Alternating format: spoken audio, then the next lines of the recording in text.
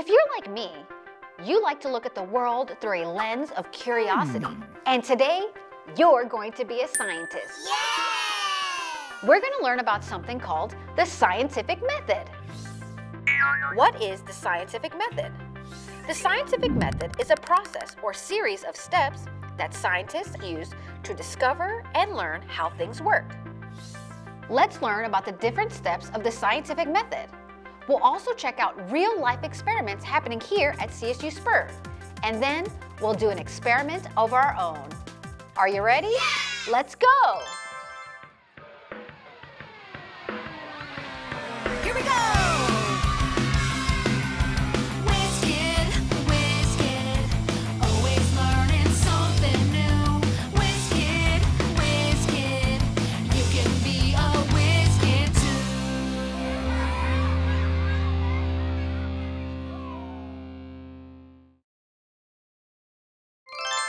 Step 1. Ask a question. When forming your question, think about something you're interested in learning, or maybe something you're curious about. You can start your question off with, I wonder what would happen if, or I wonder why. Both are great places to start. Step 2. Observation. When making an observation, you want to observe or look and gather information. One way is you can use your 5 senses: sight, smell, taste, hearing, and feeling. To gather information, you can do research on the internet or ask an expert. Step 3, hypothesis. When you make a hypothesis, you make a prediction or an educated guess about what you think will happen during your experiment. You'll use your observations and the information you gathered. Step 4, test with an experiment. You'll want to test your hypothesis with an experiment. You'll need to make a plan on how you'll do your experiment and the materials you'll need. Step 5, analyze and record your results. When you're doing your experiment, you want to write down your observations. To analyze or look at your results, you'll want to test and see if your hypothesis was correct or maybe it wasn't correct. Step 6, conclusion. When you make a conclusion, you use the data or information you gathered during your experiment. Was your hypothesis correct? If not, that's okay, because that's how scientists learn. Sir Francis Bacon is known as the father of the scientific method. He said scientists should use their eyes and ears to observe the world around them and to learn more by doing fun experiments. Hi everyone, I'm here with my friend Jake. He's a research scientist and he manages a greenhouse here at CSU Spur. Can you tell me a little bit about what you do here? Sure. I work in what's called Controlled Environment Agriculture, or CEA. That's where we're able to control all the things that help plants grow, whether that's temperature, relative humidity, fertilizer, water, in order to try to grow plants the best way we can. That's really awesome. So I was telling Jake earlier that we're talking about the scientific method, and part of that is experiments and research. Can you tell me about the plants you brought here today? Sure. We have a lot of plants that we grow in greenhouses, starting with flowers. This is an anthurium plant. Then we have one that's starting to come into greenhouses in a big way, which is strawberries. We also grow some medicinal plants in greenhouses, like this one right here, which is called Szechuan button or buzz buttons. Oh, I didn't know plants could be medicinal. Can you also eat these? Absolutely. So this actually kind of has a little bit of a numbing effect. Sometimes people call it the toothache plant as well because it helps with stuff like toothaches. So can you tell us about the different experiments and research happening here at CSU Spur? Sure. So one of the research projects we're working on right now is looking at different fertilizers and fertilizer components. So we're taking stuff that's been developed in the field and we're trying it in hydroponics. For strawberries, we're looking at whether algae extracts can make the fruits taste better, whether they can grow more, and whether we have healthier plants. So are you saying that if people come visit us at CSU Spur, they can see all the work that you're doing here? Absolutely. Our facilities are open to the public. You can walk right in and see all this stuff growing. Cool. So can you tell us what the benefits are for growing plants in a greenhouse?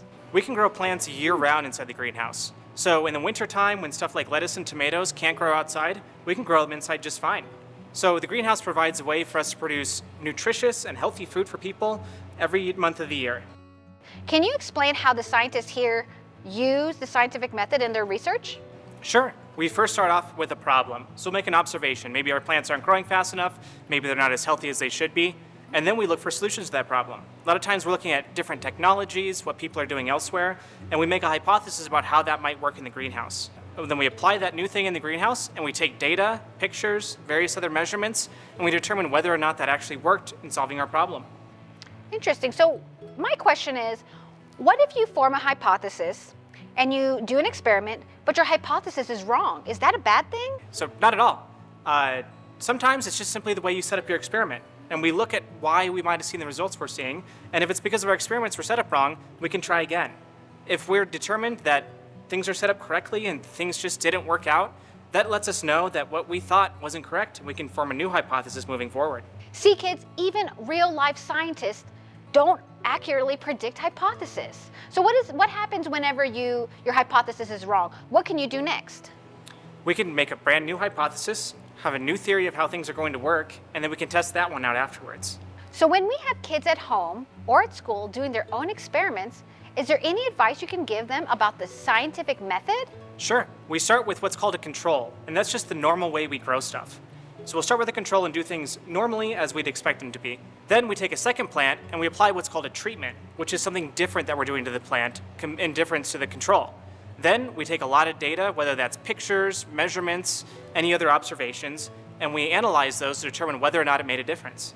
Whenever you're doing an experiment at home and your hypothesis is wrong, you can always try again. And in fact, it's actually a learning lesson, don't you think? Absolutely. The more you learn, the better off you'll be. Thank you so much for showing us all these cool plants and telling us about the experiments that you're doing here at CSU Spur. But I have one question. What is some advice that you can give to future scientists? Stay curious and never stop learning. See, kids, stay curious and never stop learning. Well, thanks again, Jake, for taking the time to show us plants and tell us all about these different experiments.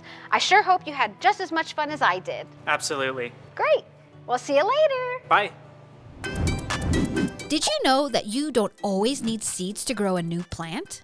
In fact, you could pull off a healthy leaf from a succulent plant.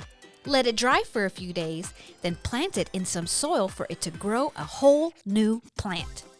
You'll need to be patient, but after a couple of weeks, you could see a tiny succulent starting to sprout.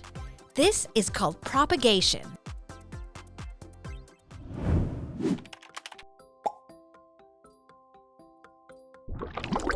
Alrighty, y'all, it's time for our favorite part of the show, the experiment. So today we learned about the scientific method. So let's go ahead and apply those steps to our experiment today. So the first step of the scientific method is to ask a question. And today's question is, what dissolves into water? Now what I've done is I've gathered some common items that you can find around your house.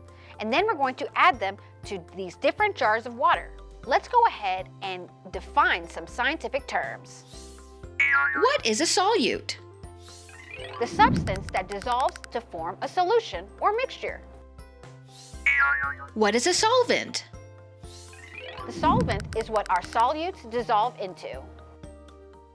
In this experiment, our solute is going to be the 5 items that we put into the water, and our solvent is the water.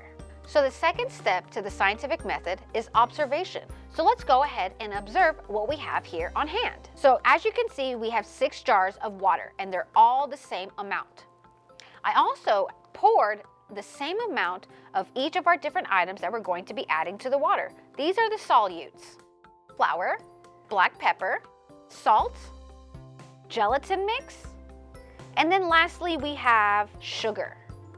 What are some observations that you made about the different solutes that we're going to use today? Some of it is fine, some of it's a little bit coarse. They're all varying in different colors. So using our observations, let's go ahead and do our third step, which is make a hypothesis. So today, to make things easy, I'm going to go ahead and make the hypothesis for us. I'm going to guess that all of these different solutes are all going to dissolve into the water because all these pieces are very tiny. So it makes sense, at least to me right now, that since all these pieces are very tiny, they'll easily dissolve into the water. So what are your observations? Which of these solutes do you think will dissolve and why? You might be wondering, why do you have 6 cups and you only have 5 solutes? Well, the reason is because we have this one that we're not going to add anything to. this is going to be our control. So what I'm going to do is I'm going to go ahead and seal it up. And the reason I'm sealing it up is because we want to make sure that we don't accidentally pour anything in there. This is what we're going to compare the rest of our results to. So the first thing we're going to throw into here is our flour. All right, next, let's go ahead and add our black pepper.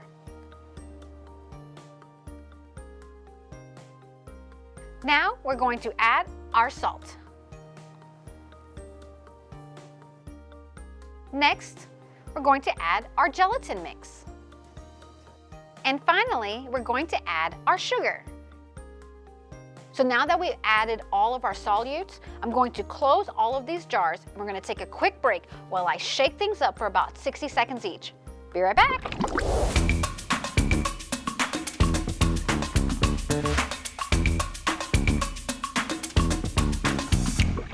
Alrighty, now that we have everything mixed up, let's take a closer look and see what dissolved. Let's start with flour.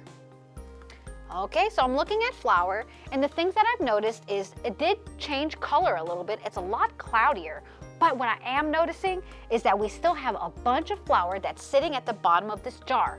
So I'm going to record that flour did not dissolve into the water. Let's go ahead and take a look at the black pepper. Okay, so we see here again, we have some very severe discoloration. The black pepper turned the water practically brown. And if you take a really close look, you can see a lot of little particles or little pieces floating around. So I'm gonna have to say, black pepper did not dissolve in water. I'm not sure my hypothesis is gonna be correct, but that's okay. Now this one, oh my gosh, I would be fooled. It's completely clear. I don't see any particles in here. And if I didn't know any better, I would think that this is just water. So this one is a yes. Salt did dissolve into water. Okay, let's take a closer look at our gelatin mix. So the first thing that I noticed is that the color definitely did change. So the flavor that I used was lemon. So that's why we're getting that yellow color. Now I look closely and honestly, I think it pretty much all dissolved. I'm gonna go ahead and say our gelatin mix did dissolve into water. And last but not least, we have our sugar. Wow, I'm looking at this and again, like the salt, it seems like it completely dissolved. I don't see any particles in there, no small little pieces. And again, if I didn't know any better, I would be fooled and think that this is just water. So I'm gonna go ahead and mark yes, the sugar did dissolve in the water. So let's go ahead and look at the results of our experiment. 3 of the 5 solutes fully dissolved into the water. Those 3 are salt, gelatin mix, and sugar. Can you think of why that happened? Honestly, at this point, I don't really know why. If you think about the hypothesis we made at the very beginning, I said that I think all of these solutes will dissolve into the water. But guess what? Only 3 of the 5 did. Am I gonna be worried? No, of course not. The great thing about experiments and making a hypothesis is that it doesn't always have to be right. What if I told you that even professional scientists don't get it right on the first try? That means we're just gonna try again. Or even better, we're gonna do a little bit of research and try to figure out why these certain solutes didn't dissolve in the water. So when we form our next hypothesis, we'll have a better formed opinion and prediction. Wow. You know, I never knew how easy experiments could be until I learned about the different steps of the scientific method. How do scientists test their hypothesis? A. Making observations. B. Writing reports. C. Doing experiments. Or D. Making conclusions. The correct answer is C. Scientists test their hypothesis by doing experiments. Wow, what a day. You all make such great scientists. We learned about the scientific method. We got to hang out with Jake in the greenhouse and he showed us some cool experiments. And we followed the scientific method with an experiment on our own. I hope that you stay curious and I can't wait to see what kind of experiments you do on your own. Until next time. Parents, your kid can be a Wiz Kid too. Join the Wiz Kids Kids Club for experiments, activities, and so much more. Can't get enough of Wiz Kid? Follow us on social at CSU Spur Wiz Kid. And of course, don't forget to like and subscribe.